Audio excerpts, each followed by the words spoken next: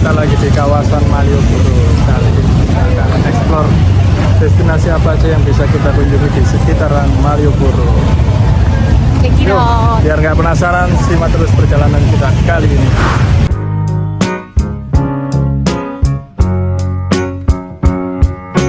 Wait a little while from now, if I'm not feeling any less sour, I promise myself to treat myself and visit a nearby tower. And climbing to the top, will throw myself off in an effort to make clear to whoever what it's like when you're shattered, left standing in the lurch at a church where people are saying, my God, that's tough, she stood him up. No point in us remaining, we may as well go home, 'cause I did on my own.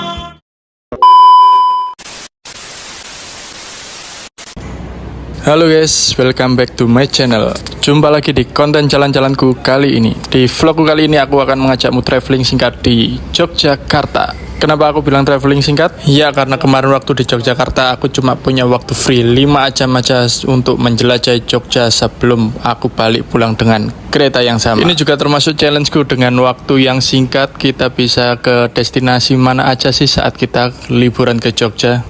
Halo guys, kita lagi di Jogja. Oke, perjalanan kita mulai dari pintu keluar stasiun Yogyakarta. Sebelumnya kita juga sudah ngelis dan cari referensi beberapa tempat yang bisa kita kunjungi di sekitaran stasiun Yogyakarta. Salah satunya yaitu Cafe Blue Butter. Cafe ini baru-baru ini lagi viral karena di dalamnya ada seekor kucing raksasa, alias cuma boneka ya, tapi bisa gerak loh. Cafe ini terletak di Jalan Malioboro, jaraknya dari stasiun Yogyakarta kurang lebih 1,4 km. Kalau ditempuh pakai jalan kaki kurang lebih sekitar 6 menitan aja kita sudah sampai ke lokasi ini. Oh iya, karena area indoornya nggak terlalu luas dan pengunjung kafenya lumayan banyak, kita harus effort sedikit guys. Sebelum masuk kafe ini kita diwajibkan harus ngantri dan tunggu dipersilakan masuk oleh petugasnya. Untuk masuk kafe ini per orangnya diwajibkan order 1 minuman ya guys. Akhirnya setelah menunggu dan tiba juga giliran kita masuk dan langsung disambut oleh aneka jajanan roti. Bentuk rotinya lumayan bikin kita ngiler ya guys. Dari bentuk tampilannya lumayan menggugah selera. Untuk harga roti di sini bervariasi mulai dari 15.000 sampai 35.000. Dan untuk harga minumannya mulai dari 28.000 sampai 50.000 rupiah. Oke, sebelum cari tempat kita order dulu ya di kasir. Nanti setelah order kita akan dikasih nomor antrian untuk berfoto dengan si kucing oren. Ya, inilah penampakan si kucing oren tersebut. Lumayan gede juga nih si kucing oren. Telinga dan kelopak matanya juga bisa gerak loh guys. Jadi beginilah suasana di dalam kafe. Lumayan rame ya. Untuk tempat duduk dan mejanya juga nggak terlalu banyak. Makanya yang masuk ke sini sampai dibatasi. Sambil santai dan menikmati minuman, kita tunggu nomor urutan kita dipanggil.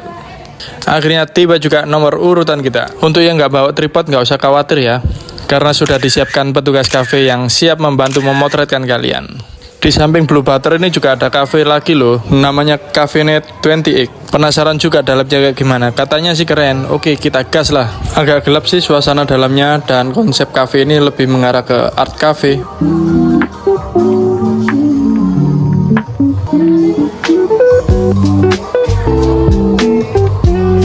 Setelah melihat isi dalam kafe ini, kita langsung bergegas ke destinasi berikutnya. Itu sih, bukan kantor ya. Oh, bukan kantor ya?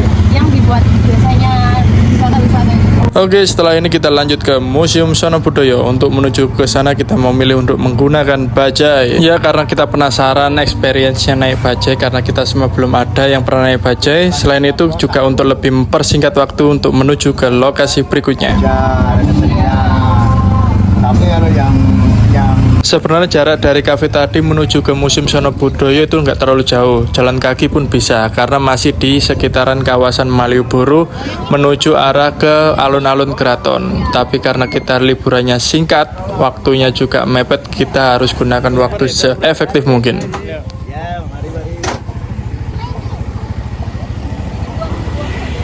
Ya, akhirnya sampai juga kita di depan Museum Sono Budoyo. Untuk Museum Sono Budoyo ini terdiri dari 2 museum ya, ada Museum Sono Budoyo 1 dan Museum Sono Budoyo 2. Dan kebetulan waktu aku kesini kemarin ada pameran kain tradisional Nusantara bertajuk Nusa Wastra yang diselenggarakan di Museum Sono Budoyo. Untuk tiket masuk ke 3 lokasi ini cukup sekali bayar ya. Tarifnya yaitu 10.000 untuk dewasa dan 5.000 rupiah untuk anak-anak. Kalian juga bisa titipin barang bawaanmu di sini ya, dan tanpa biaya. Oke, saatnya masuk ke dalam pameran Nusa Wastra. Setelah kita masuk langsung disambut oleh petugas yang jaga di depan ya, dan kita dijelasin tentang aturan dan larangan di sana. Selama berada di dalam kita dilarang menggunakan tongsis ataupun tripod karena dikhawatirkan dapat menyenggol ataupun merusak barang koleksi yang ada di dalam.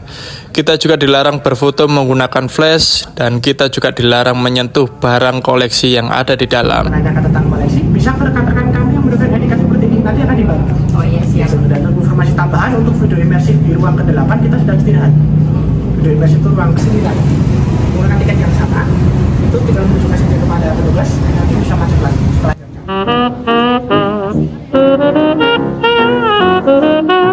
Setelah masuk, suasana ruangan terasa begitu gelap dan berisikan beraneka macam kain dari berbagai daerah di Indonesia. Pameran ini berisikan 85 koleksi wastra utama dan 22 benda penunjang dari 40 partisipan museum serta lembaga budaya di Indonesia. Adapun ragam kain yang ditampilkan di sini yaitu mulai dari kain kulit kayu, kain batik, kain songket, kain tenun hingga kain ulos dari berbagai macam daerah di Indonesia.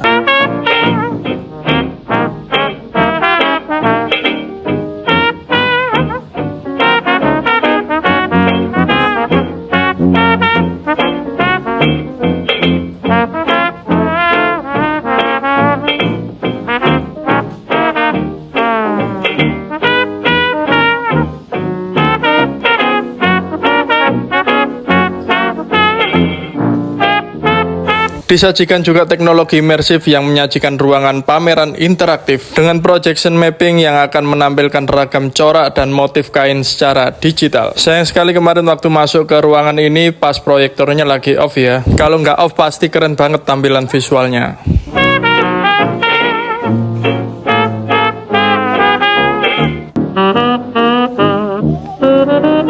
Di sini juga tersedia aktivitas edukasi seperti belajar membuat pola atau desain dan juga proses mencanting ataupun membatik. Cukup dengan bayar 10.000 rupiah aja kalian bisa belajar membatik di sini.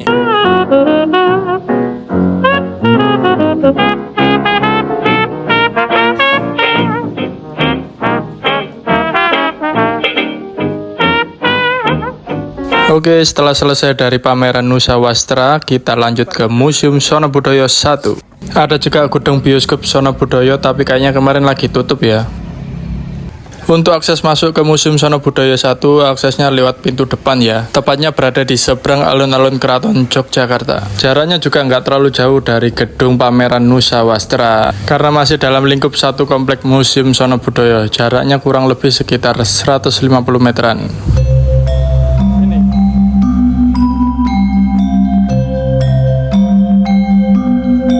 Oke, kita memasuki gerbang Museum Sono Budoyo 1. Untuk masuknya tinggal tunjukin tiket yang tadi ya. Setelah masuk kita langsung disambut oleh petugas dan dijelaskan tentang tata tertib dan aturan di Museum Sono Budoyo 1. Secara keseluruhan hampir sama dengan aturan yang ada di pameran Nusa Wastra. Di lobi berbentuk joglo ini terdapat koleksi gamelan dan juga ada pemain gender yang akan memainkan alat musiknya ketika ada tamu yang datang.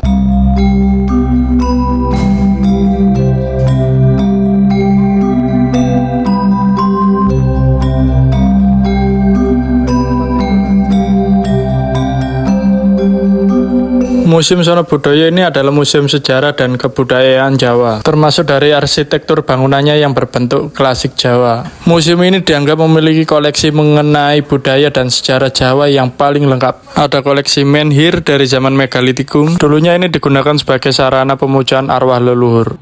Kemudian ada berbagai keramik dari zaman Neolitik, patung perunggu dari abad ke-8, dan museum ini menyimpan berbagai bentuk wayang kulit serta berbagai senjata kuno. Ada koleksi gamelan dan berbagai perabotan zaman kuno.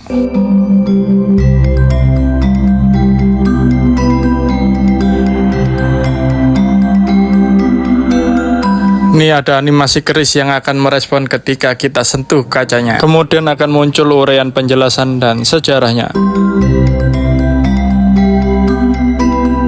Kemudian ada juga koleksi arca dari zaman Hindu-Buddha.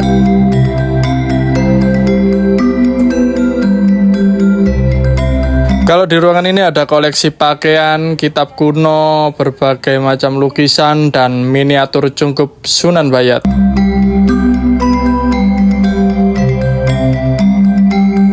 Di ruangan berikutnya ada berbagai koleksi wayang kulit.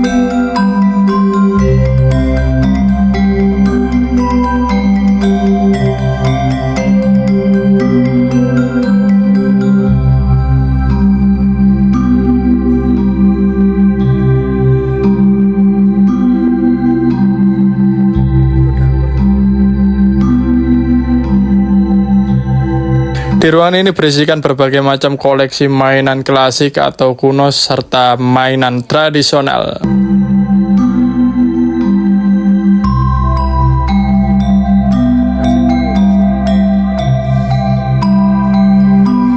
Kalau di ruangan ini berisikan berbagai ukiran kuno dari kayu.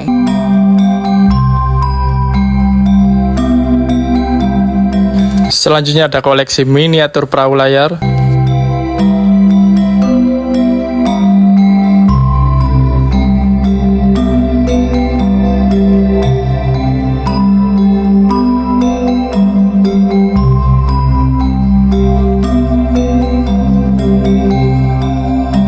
Kemudian ada ruangan dengan tema Bali Sang Tetangga. Ruangan ini menceritakan kedekatan sejarah dan budaya antara Bali dan Jawa. Adapun koleksi yang ditampilkan berupa arca, artefak, naskah lontar hingga arsitektur khas Bali.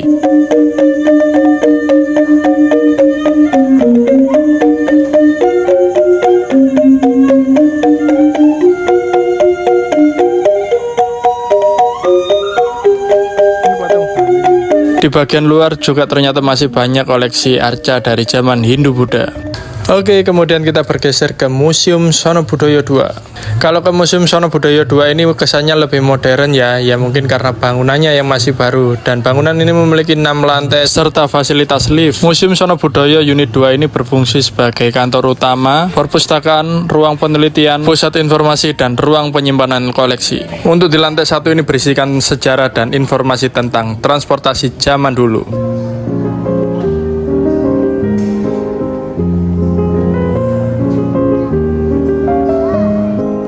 Ada koleksi meja perjamuan dan perhelatan yang dikombinasikan dengan video mapping.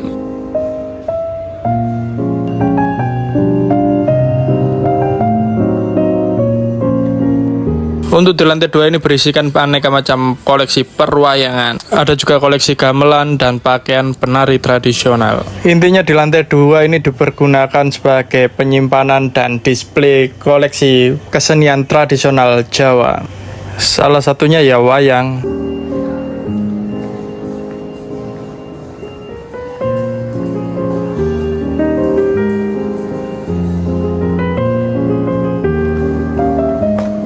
Kemudian di dalam sini ada beraneka macam koleksi topeng dengan berbagai karakter.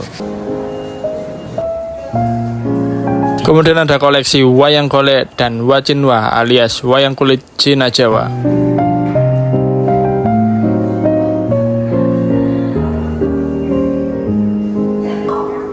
Ada juga pagelaran wayang kulit yang disajikan dengan video mapping.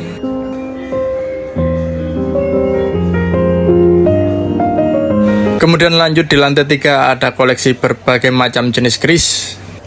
Untuk di lantai 3 ini berisikan aneka macam koleksi senjata tradisional zaman dulu.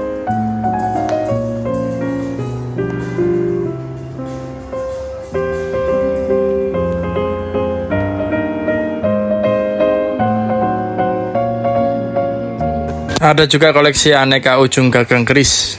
Kemudian ada aneka macam koleksi senjata tradisional zaman dulu seperti meriam, tombak, dan panah.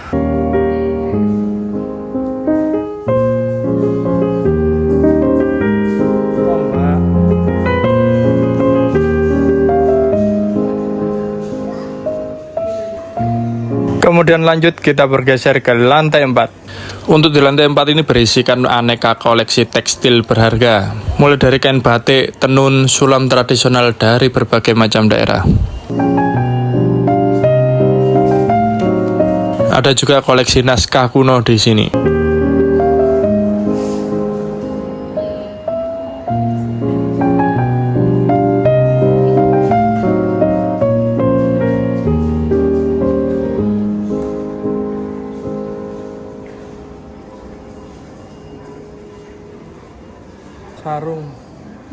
Kemudian kita lanjut ke lantai 5, yaitu memasuki wahana interaktif. Konsep ruangan ini menggunakan teknologi modern untuk mempermudah kita dalam mempelajari budaya dan sejarah di masa lalu.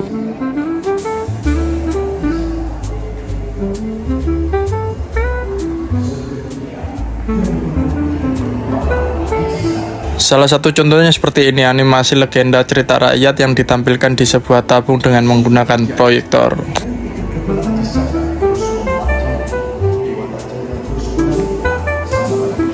Kemudian kita memasuki zona lorong waktu. Di sini ditampilkan juga film animasi peradaban Indonesia yang dimulai dari zaman kerajaan.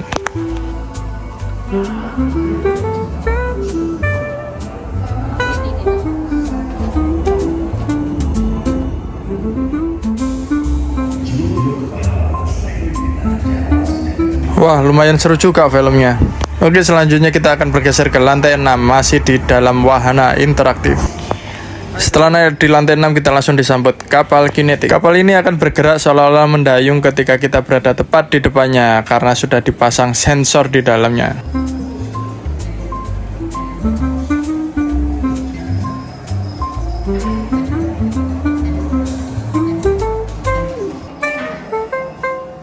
Kemudian ada wahana jemparingan virtual reality. Di sini kita bisa merasakan sensasi memanas secara virtual dengan menggunakan perangkat yang disediakan di sini. Kemudian ada diorama objek bersejarah yang ada di Yogyakarta yang dilengkapi juga dengan video mapping tentang uraian dan penjelasannya.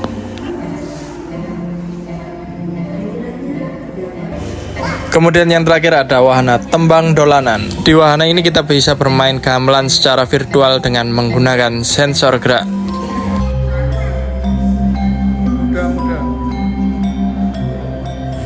Wah, lumayan seru dan lumayan susah ternyata untuk mainkan game ini.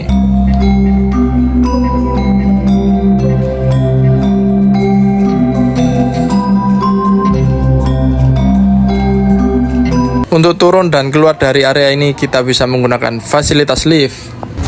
Wah, ada latihan gamelan nih. Oke, selesai sudah explore kita di Museum Sono Budoyo. Saatnya kita lanjut ke destinasi berikutnya. Sekarang kita lagi berada di titik 0 km Yogyakarta.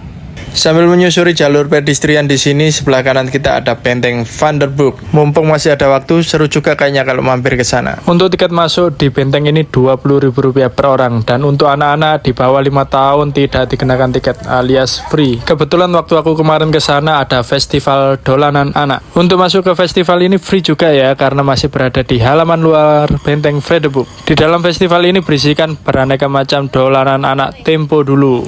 Antara lain ada egrang, pati lele, bagian masal, bola, hingga mainan klasik seperti dakon. Setelah puas bermain, kita langsung menuju masuk ke dalam benteng. Benteng Vanderburg ini dibangun di tahun 1760 di masa penjajahan Belanda atas permintaan VOC. Benteng ini dibuat dengan tujuan untuk mengawasi gerak-gerik Keraton Yogyakarta. Dulunya benteng ini bernama Rustenburg, yang artinya tempat istirahat. Awalnya bangunan benteng ini sangat sederhana, hanya terbuat dari tanah dan bambu. Dan pada tahun 1867, gempa bumi merusak bangunan tersebut. Kemudian setelah benteng ini diperbaiki, benteng ini berubah nama menjadi Vanderburg, yang artinya perdamaian. Benteng ini juga sempat dikuasai Jepang dan dipakai sebagai markas militer dan tempat tahanan. Dan setelah Indonesia merdeka, benteng ini resmi menjadi milik militer Indonesia. Kemudian benteng ini ditetapkan sebagai cagar budaya pada 15 Juli 1981. Dan di tahun 1985, benteng ini resmi dibuka sebagai Museum Khusus Perjuangan Nasional. Museum Benteng Vanderburg ini menyimpan ribuan koleksi koleksi benda bersejarah. Juga menyediakan ruangan diorama yang menceritakan sejarah perjuangan bangsa. Di museum ini memiliki 4 ruangan diorama. Di ruangan diorama 1 berisikan 11 minirama yang menggambarkan peristiwa sejarah dari masa Pangeran Diponegoro, pergerakan nasional hingga masa pendudukan Jepang di Yogyakarta. Kemudian di ruangan ini yaitu ruangan diorama 2 berisikan 19 minirama yang menceritakan detik-detik proklamasi kemerdekaan Republik Indonesia hingga masa agresi militer Belanda. Kemudian kita bergeser ke ruangan diorama 3. Di ruangan ini berisikan 19 minirama yang fokus menampilkan peristiwa penting sejak perjanjian Renville, masa mempertahankan kemerdekaan hingga serangan umum 1 Maret 1949.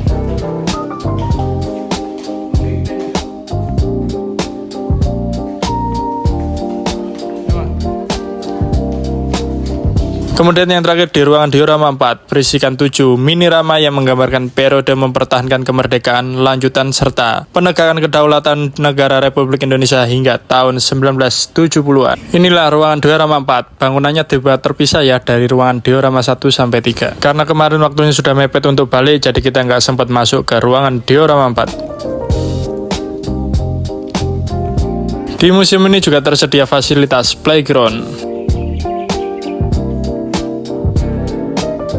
Di area dalam Benteng Vredeburg ini lumayan luas ya. Secara keseluruhan Benteng Vredeburg ini memiliki luas tanah sebesar 4,6 hektar serta memiliki bangunan sebesar 8.400 meter persegi.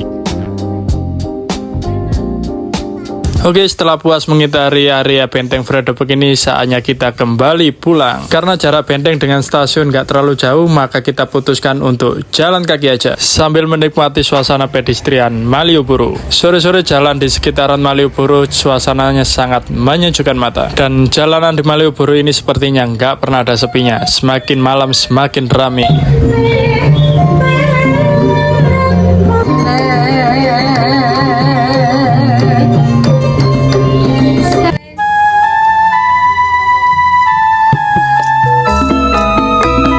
Karena jalan-jalan seharian cukup menguras tenaga, jadi kita putuskan untuk mampir sejenak untuk mengisi perut di Teras Malioboro. Teras Malioboro ini merupakan sentra PKL yang dulunya berjualan di pinggiran Malioboro, sekarang setelah direlokasi dikumpulkan menjadi satu tempat. Di tempat ini, aneka pedagang makanan dan oleh-oleh kini berkumpul menjadi satu di sini. Untuk yang di area sini khusus makanan dan minuman.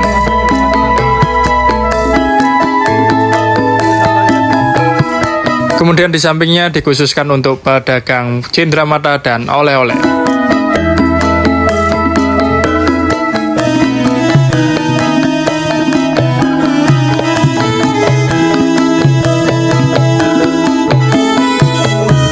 Jadi lebih enak gini ya cari oleh-olehnya karena terpusat menjadi satu lokasi. Ya, setelah puas kulineran di Teras Malioboro, saatnya kita berburu kue yang khas dari Yogyakarta. Apa coba? Ya benar, bakpia patok. Di sepanjang jalur pedestrian Malioboro banyak sekali kios-kios yang jual oleh-oleh khas Yogyakarta. Kalian tinggal pilih, tapi rata-rata harganya sama semua sih. Oke, setelah selesai berburu bakpia patok, saatnya kita akhiri traveling kita kali ini di Yogyakarta. Ya, walaupun traveling kali ini cukup singkat, tapi menurutku lumayan berkesan dan worth it lah. Walaupun cuma muter-muter di sekitaran Malioboro, tapi vibe-nya Yogyakarta nggak tergantikan, bikin kita pengen balik lagi ke sini.